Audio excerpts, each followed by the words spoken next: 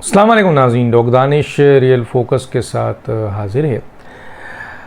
Federal government का ये इक़दाम इंतहाई काबिल तहसीन है। जो इक़दाम सही होगा उसको तारीफ़ भी मिलेगी, जो इक़दाम गलत होगा उस पर तनकीद भी मिलेगी, और जिस पर खामोशी होगी उस पर सख्त तनकीद मिलेगी। ये जो इक़दाम है कि इन्होंने एक इंक्वायरी कमीशन बनाया है, और ये इंक्वायरी कमीशंस जो आपके इसकी जो वो है पावर है वो under section 3 of the Pakistan commission of the inquiry act 2017 का है, जिसमें फेडरल गवर्नमेंट ने अपने पावर को एक्सरसाइज करते हुए एक हाई जुडिशल कमीशन इसलिए कहा है कि जुडिशल इसलिए कि ये 3 अहम तरीन जज है, 2 चीफ जस्टिस है और एक सीनियर मोस्ट जज ऑफ द सुप्रीम कोर्ट है, जो आने वाला एक्सपेक्टेड चीफ जस्टिस है।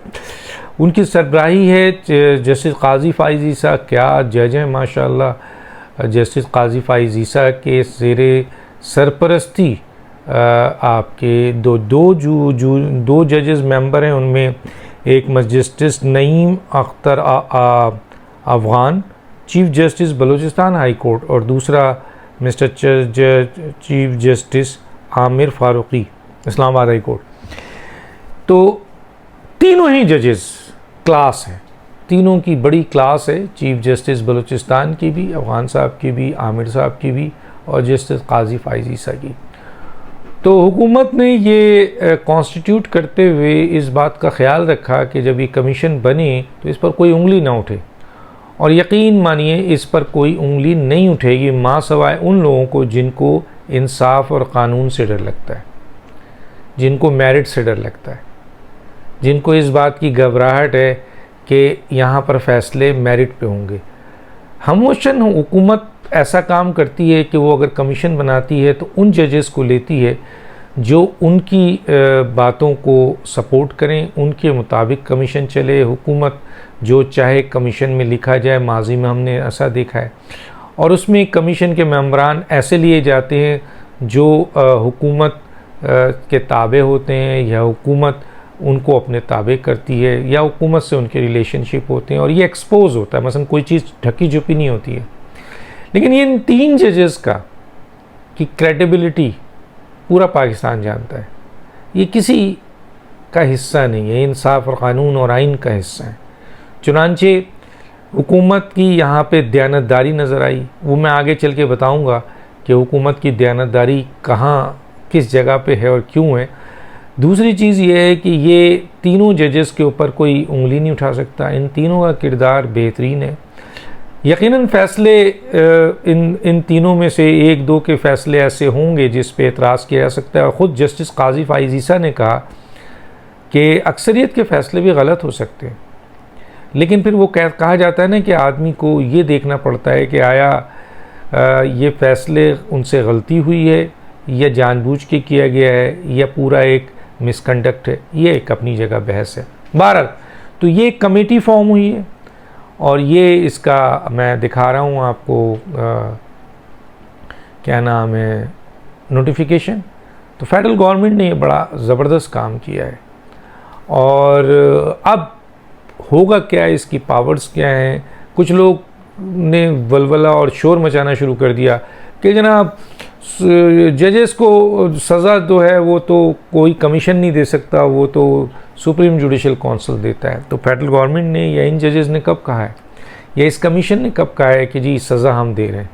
यकीनन जजेस को सज़ा सुप्रीम जुडिशल काउंसिल दे सकता है, इसमें कोई दो राय नहीं है। 209 के तहत इनको सज़ा दी जाती है। कमीशन तो ये तयन करेगा कि जो ऑडियो लीक्स हैं, या जो शिकायत है, या जो चीज़ें मौजूद हैं वो कितनी जेन्युइन है, और अगर ये जेन्युइन है तो वो अपनी रिकमेंडेशन देगा।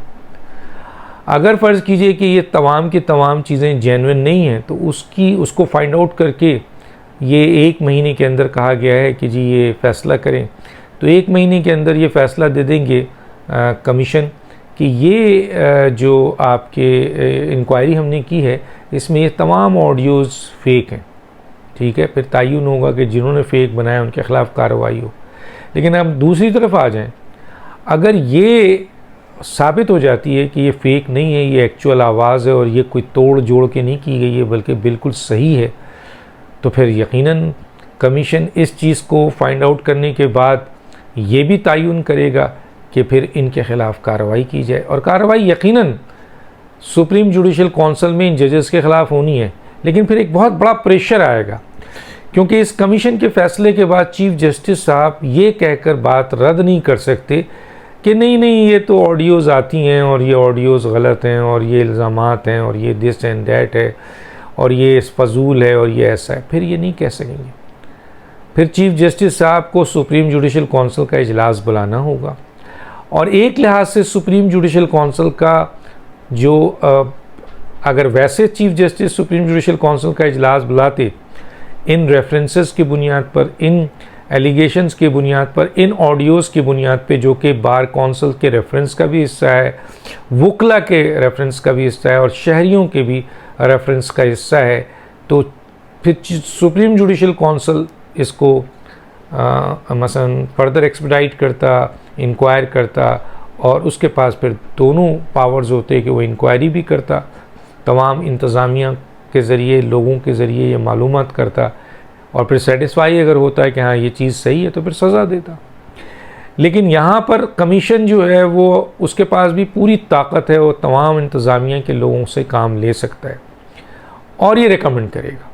और फिर चीफ जस्टिस के लिए बहुत मुश्किल होगा ये कहना कि नहीं ये तो शिकायत है, क्योंकि जब इतने हाई प्रोफाइल 3 बेहतरीन कैरेक्टर वाले जजेस की कमेटी और कमीशन फ़ैसला देगा ये कि ये कल्प्रिट हैं, वाकई ये ऑडियो सही है, जायज़ है, ये शिकायत जायज़ है, ये इल्ज़ामात जायज़ है, तो फिर चीफ जस्टिस साहब हवाओं में तो नहीं कह सकते ना, उनका तो हवा में, ये तो इन्वेस्टिगेशन कर रही है और वो भी उसी लेवल के जज हैं, क्योंकि आने वाले चीफ जस्टिस हैं, इसमें 2 चीफ जस्टिस मौजूद हैं, तो फिर चीफ जस्टिस के लिए बड़ा मुश्किल हो जाएगा। गोया एक तरीके से ये कमीशन बनाकर उन 4 जजेस जो को कहा जाए कि वो मुकम्मल तौर पर अब बड़े इस दायरे के अंदर फंस चुके हैं, क्योंकि 4 जजेस जो सुप्रीम कोर्ट के हैं जिनमें चीफ जस्टिस खुद इंक्लूड हैं, उनकी ऑडियोज़ भी इसमें शामिल है, उनके और बाकी जजेस की ऑडियोज़ और उनसे रिलेटेड शिकायत और इल्ज़ामात इसमें शामिल हैं। तो इसलिए ये कमीशन का दायरा इख्तियार बहुत वसी है और ये कमीशन को पावर्स भी बहुत दी गई है। बस ये कमीशन एक चीज़ नहीं कर सकता, वो सुप्रीम जुडिशल काउंसिल करता है कि अगर ये कल्प्रिट है तो सज़ा के लिए रिकमेंड करे, सज़ा सुप्रीम जुडिशल काउंसिल देगा। सुप्रीम जुडिशल काउंसिल का इजलास जब चीफ जस्टिस को उसके बाद बुलाना पड़ेगा। अगर ये कमीशन ये कह देता है कि नहीं ये सब फजूल है तो भी सुप्रीम जुडिशल काउंसिल में इस कमीशन की रिपोर्ट को शामिल करके उन तमाम जजेस को बाइज़्ज़त रिलीफ मिल सकता है। लेकिन इस कमीशन के बाद सुप्रीम जुडिशल काउंसिल का इजलास ना बुलाना वो बहुत चीफ जस्टिस के लिए मुश्किल हो जाएगा। चुनांचे इस दायरे के अंदर कमीशन बना के हुकूमत ने एक बड़ा काम किया है और उन्होंने आपके चीफ जस्टिस समेत उन 3 जजेस को दायरे इंक्वायरी में खड़ा कर दिया है और दायरे इंक्वायरी का जो कमीशन है वो पाकिस्तान के टॉप मोस्ट जुडिशल और मेरिट के जजेस के पास है। अब जो इसमें इम्पॉर्टेंट बात आती है वो ये है कि जी हुकूमत ने ये कमीशन जो बनाया है कुछ सोच के बनाया। क्या आप समझते हैं कि हुकूमत ने उन ऑडियोज़ की या उन शिकायतों की इन्वेस्टिगेशन या आपकी फॉरेंसिक नहीं कराई होगी? क्या एक ऐसे ही लाकर रख दिया होगा? क्योंकि उनको पता है कि जिन जजेस को वो कॉन्स्टिट्यूट कर रहे हैं वो तो मेरिट देखेंगे, वो हुकूमत की मर्जी वर्जी नहीं जानते, वो तो मेरिट देखेंगे। तो चुनांचे क्या ऐसी चीज़ लाकर इस कमीशन के सामने रख दी जाए जिसका सर पैर नहीं है, ताकि फिर उनको तक़वियत पहुँचे जो सुप्रीम कोर्ट में बैठे हुए हैं और फिर वो मज़ीद पावर हों, फिर वो मज़ीद हुकूमत के लिए मुश्किलात पैदा करें? तो ज़रा समझने की बात है। मैं आपको इत्तला दे रहा हूँ जितना मुझे पता है कि इस ऑडियोज़ की और इन शिकायतों की ऑलरेडी हुकूमत अपने लेवल पर फॉरेंसिक और इंक्वायरी करा चुकी है और सब के सब नंबर 1 है। तो चुनांचे एक फोरम दिया गया है कि वो भी इसको इन्वेस्टिगेट कराएं और इंक्वायरी कराएं। और फिर ये फोरम, हुकूमत बोलती तो शायद इतना वज़न ना होता, लेकिन जब ये कमीशन बोलेगी कि ये सारी एलिगेशंस और सारी ऑडियोज़ जेन्युइन है और इनके ख़िलाफ़ कार्रवाई की जाए, तो फिर इन 4 जजेस के लिए आगे बढ़ना बड़ा मुश्किल हो जाएगा। ये बहुत ही अहम और इम्पॉर्टेंट आपके कमीशन है, और इस कमीशन को से अब 2 बातें यहाँ पे बहुत ज़रूरी हैं। एक तो ये है कि ये कमीशन अपने इख्तियारात को अब भरपूर इस्तेमाल करते हुए जल्द अज जल्द फ़ैसला दे, ना कि दूसरी कमीशंस की तरह कि चीज़ें डंप हो जाए। और हमें उम्मीद है कि जो जजेस इसमें बैठे हुए हैं वो इन चीज़ों को बहुत अच्छी तरह जानते हैं कि इसका फ़ैसला कब और कैसे देना है। और यकीनन इनके पास 1 महीना है, एक्सटेंडेबल भी है अगर वफाकी हुकूमत जाने, लेकिन जिस तरह के जजेस बैठे हुए हैं वो चाहेंगे कि मेरिट पे सारी इंक्वायरी होने के बाद जल्द से जल्द कमीशन अपनी सिफारिशात मुरतब करके हुकूमत के हवाले कर दे। अब दूसरा आता है पॉइंट, और वह है हुकूमत का। अब हुकूमत का काम यह है कि अगर ये इंक्वायरी हो जाए, ये नहीं कि FIA ने इन्वेस्टिगेशन किया या किसी और एजेंसीज़ ने इन्वेस्टिगेशन किया और हुकूमत को दे दिया, और हुकूमत जो है या कोई और कमीशन है या और कोई है और हुकूमत लेके उसको बैठ गई या ब्लैकमेल करे सिर्फ, नहीं। फिर ये कमीशन की जो आपके रिकमेंडेशन है जब हुकूमत के पास आ जाए, तो हुकूमत का भी बहुत बड़ा फ़र्ज़ है कि वो इसको फौरी तौर पर इस पे जो उसके इख्तियारात हैं उसका एक्शन ले और ये रिपोर्ट सबमिट कराए सुप्रीम जुडिशल काउंसिल में, यानी सुप्रीम कोर्ट में।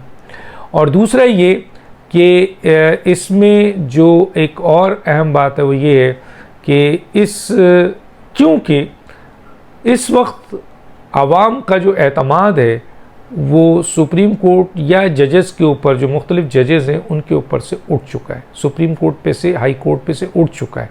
और उसकी वजूहात सुप्रीम कोर्ट और हाई कोर्ट में उनका अनप्रेसिडेंट फैसले, अनकॉन्स्टिट्यूशनल, अनलॉफुल उनका फ़ैसला और अनप्रेसिडेंट, अनलॉफुल, अनकॉन्स्टिट्यूशनल बिहेवियर और स्टेटमेंट, इससे आवाम का एतमाद ख़त्म हो चुका है, जो ये कमीशन बहाल कर सकता है।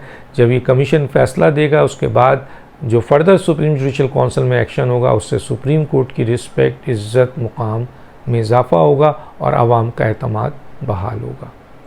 लोग दानिश को याद दीजिए। अल्लाह हाफ़िज़।